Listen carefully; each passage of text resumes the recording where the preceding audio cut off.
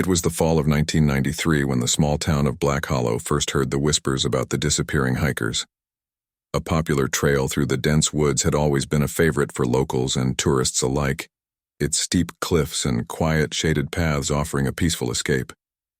But that serenity was shattered when reports started circulating that people who had ventured into the woods were never seen again. At first, it was just a few missing persons, but the pattern grew unsettlingly clear.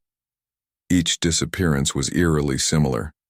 The hikers were last seen near the same spot along the trail, near an old, weather-beaten bridge that crossed a winding creek.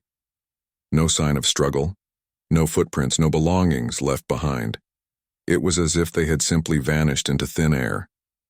The local sheriff, Dean Foster, was baffled. He knew the woods like the back of his hand, having spent countless hours hiking and hunting there as a young man. But even he couldn't explain how these experienced hikers could vanish without a trace.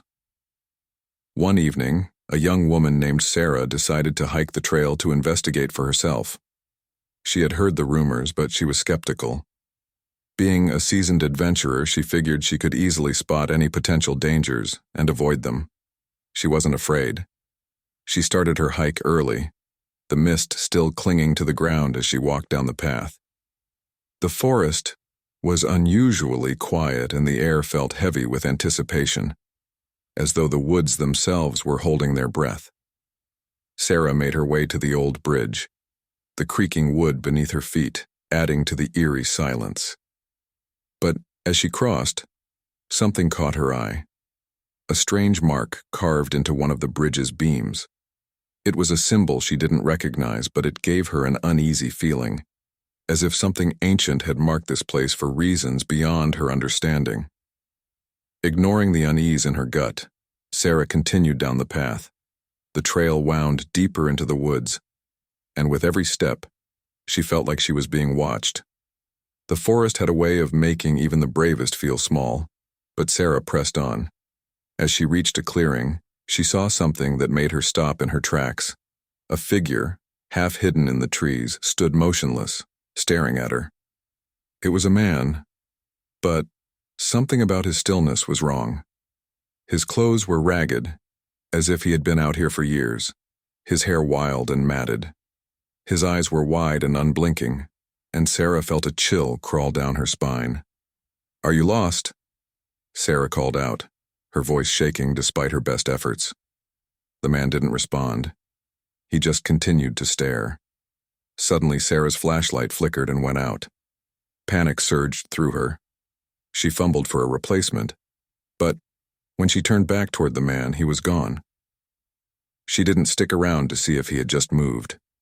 The hairs on the back of her neck stood up as she turned and ran, not looking back. She followed the trail back toward the bridge, but the deeper she went, the more disoriented she became. The path she had once known seemed to shift, twisting and turning in unfamiliar ways. The trees, now looming above her, seemed to press in closer. Just as Sarah reached the bridge, she stumbled upon a chilling discovery: a small pile of belongings, backpacks, jackets, and a broken flashlight, scattered on the ground. All of it was covered in a thick layer of dirt, as if it had been abandoned long ago. That was the last time anyone saw Sarah.